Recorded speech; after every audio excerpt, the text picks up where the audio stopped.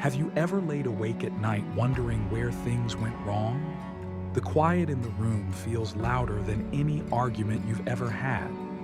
You remember when the two of you used to laugh at little things, hold hands without thinking, and look into each other's eyes with tenderness. But now, something's broken. The connection feels lost.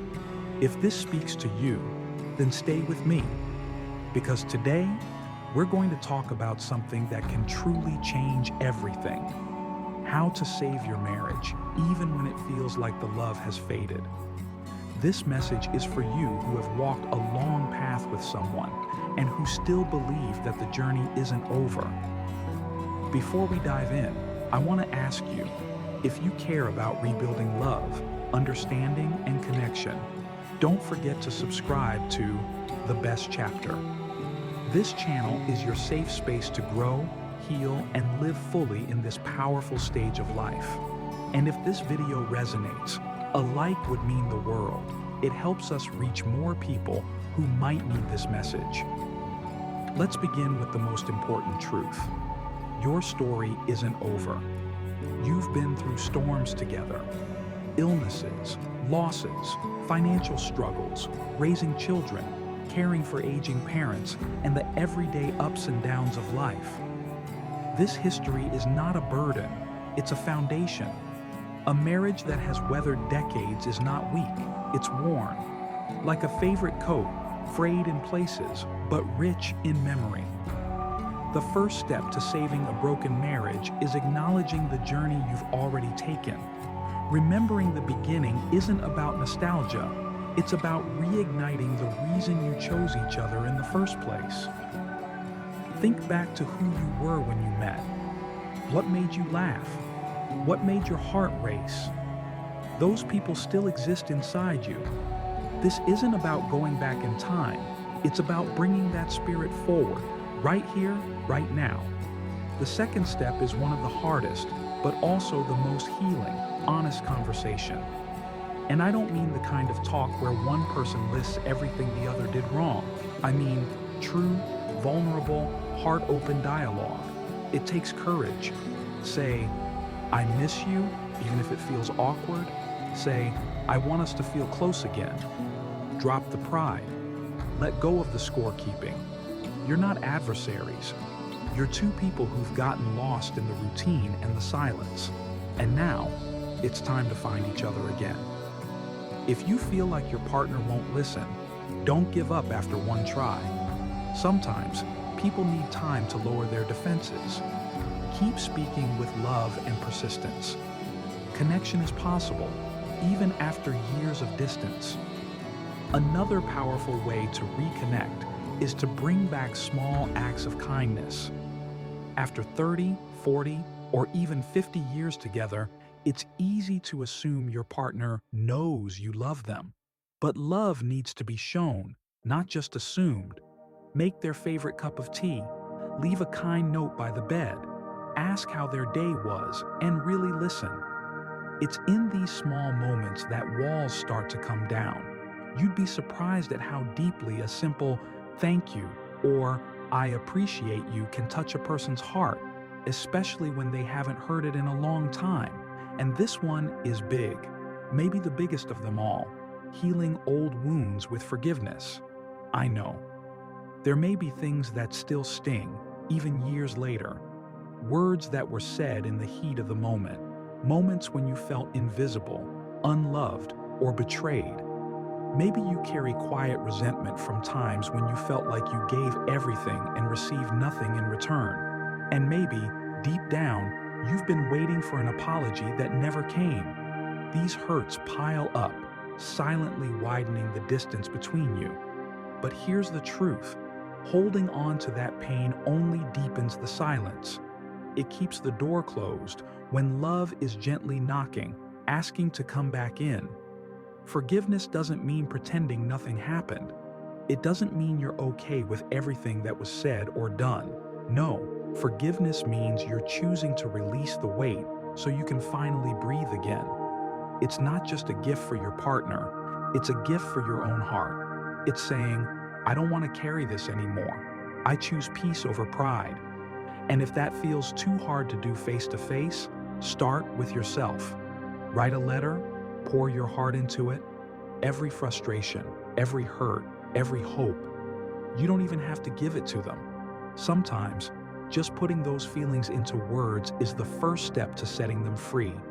Because the truth is, you both deserve freedom.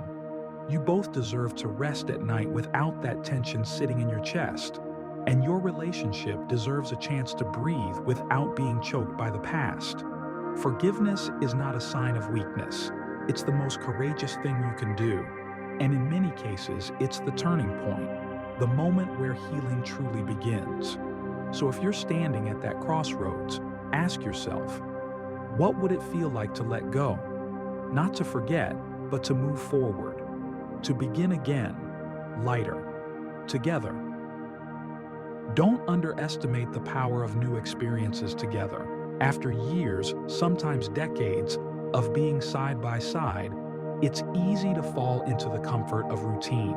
The same meals, the same shows, the same conversations, or worse, no conversations at all. And while routine can be a safe place, a shelter during life's storms, it can also quietly dull the spark that once made your relationship feel alive. Over time, it can start to feel like you're simply coexisting rather than truly connecting. But here's the beautiful truth. It only takes a small spark to rekindle that flame. Sometimes, all it takes is stepping outside the familiar.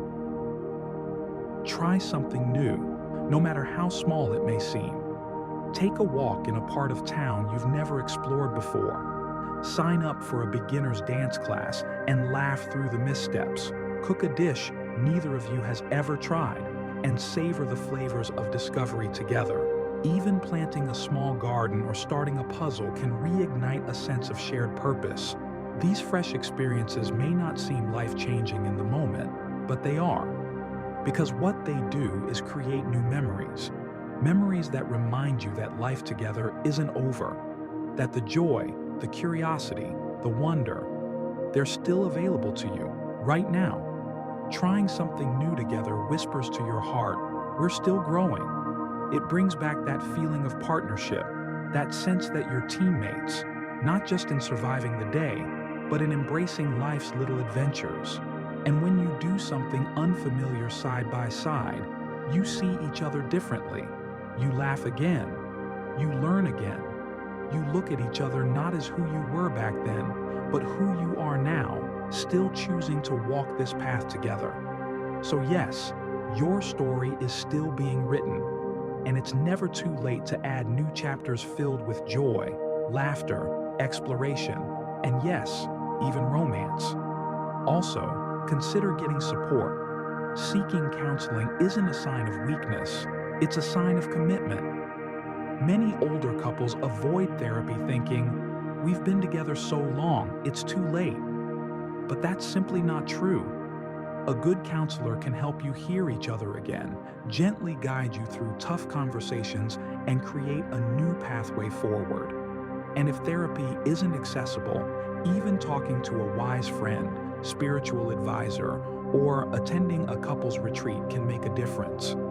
You are not alone, and you don't have to figure this out on your own. And now, I want to say something from the heart. You are not broken, and neither is your love.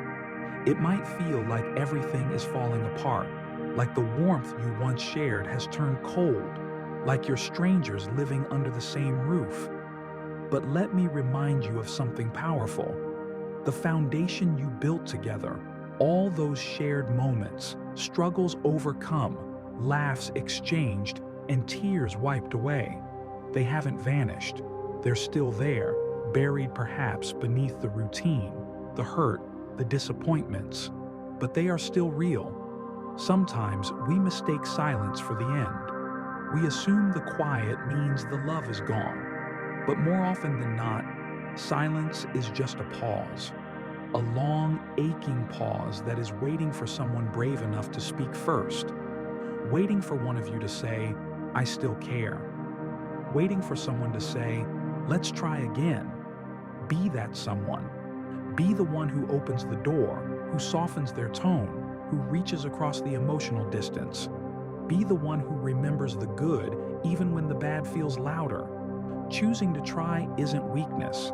It's one of the strongest things you can do, because trying means you haven't given up. It means you still believe in the story you started writing together. And I promise you, there are still blank pages ahead. If you're watching this right now, feeling hopeless or numb, feeling like the person beside you has drifted too far, let this be the moment you choose hope instead. Even if it's small, even if it's fragile, because hope is the seed of healing.